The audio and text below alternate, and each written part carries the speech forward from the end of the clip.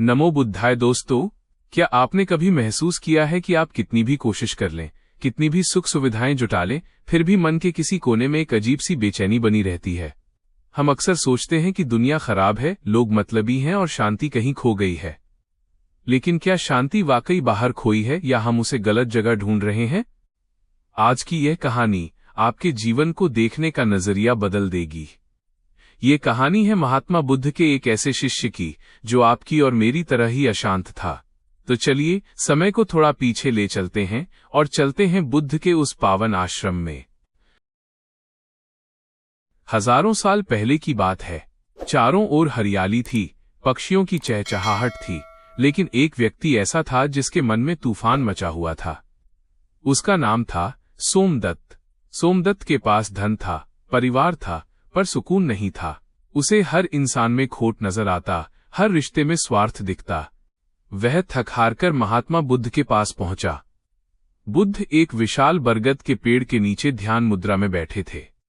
सोमदत्त उनके चरणों में गिर पड़ा और बोला, भगवन, मैं बहुत दुखी हूं।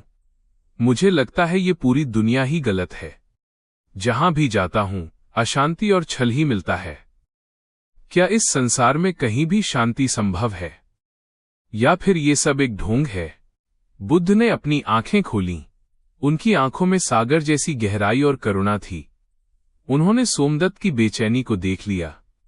बुद्ध मुस्कुराए और बोले, पुत्र, तुम्हारे प्रश्न का उत्तर बहुत गहरा है।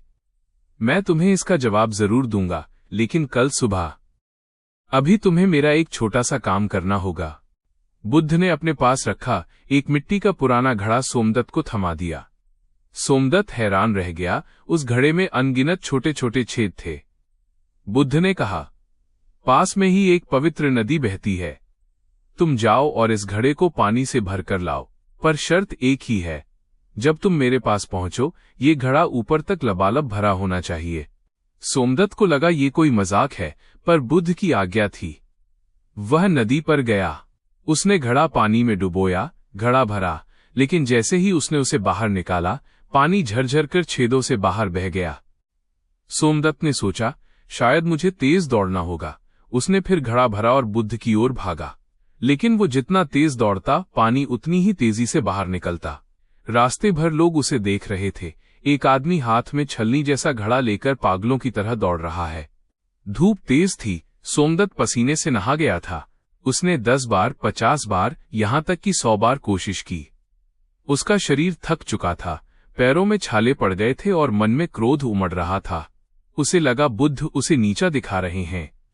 सूरज ढलने को था। सोमदत्त हार मान चुका था। वो खाली घड़ा लेकर बुद्ध के पास पहुंचा और उसे जमीन पर पटकते हुए बोला, भगवन, आप मेरा मजाक बना रहे हैं। इस घड़े में हजारों छेद हैं। इसमें पानी टिक ही नहीं सकता। यह असंभव है। बुद्ध शांत थे। उन्होंने सोमदत्त को पास बिठाया और कहा, पुत्र, शांत हो जाओ। जरा इस घड़े को ध्यान से देखो। क्या तुम्हें इसमें कोई बदलाव नजर आता है? सोमदत्त ने घड़े को देखा। वो चौंक गया। जब वो घड़ा उसे मिला था, तब वो मिट्टी और धूल से सना हुआ था। उसके अंदर काई जमी थी और बदबू आ रही थी। लेकिन अब बार बार पानी भरने और बहने की प्रक्रिया में वो घड़ा अंदर और बाहर दोनों तरफ से चमक रहा था। वो बिल्कुल साफ और शुद्ध हो चुका था। बुद्ध बोले, पुत्र, यही तुम्हारे जीवन का सत्य है। हमारा मन भी इस घड़े की तरह है। इसमें हमारी पुरानी आदतों, शिकायतों, गुस्से और लालच के कई छेद हैं। इसीलिए शांति का जो पानी मैं तुम्हें देता हूं, वो इसमें टिक नहीं पाता।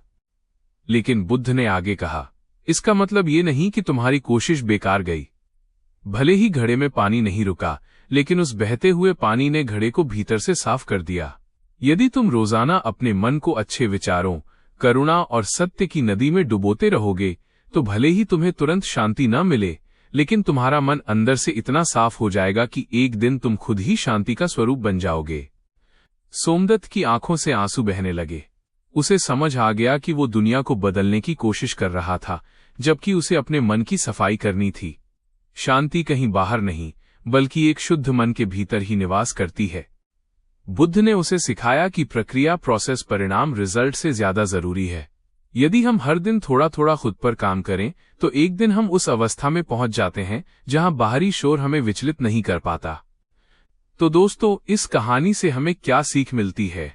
हमारा मन भी उस छेद वाले घड़े जैसा ही है। दुनिया की नकारात्मकता हमें गंदा करने की कोशिश करेगी, लेकिन हमें हर दिन सकारात्मकता की नदी में खुद को डुबोना है। अगर आपको सोमदत्त और बुद्ध की ये कहानी पसंद आई तो इस बटन को दबाकर हमें बताएं कि आपको यह प्रयास कैसा लगा। इस ज्ञान को अपने उन दोस्तों के साथ शेयर करें जो छोटी छोटी बातों पर परेशान हो जाते हैं। हमारे चैनल को सब्सक्राइब करें ताकि बुद्ध की ऐसी ही और भी प्रेरणादायक कहानियां आप तक पहुंचती रहें। कमेंट में नमो बुद्धाय जरूर लिखें अगर आपने आज कुछ नया सीखा। याद रखिए, शांति आपके अंदर ही है, बस उसे खोजने का नजरिया बदलिए। धन्यवाद। आपका जीवन मंगलमय हो।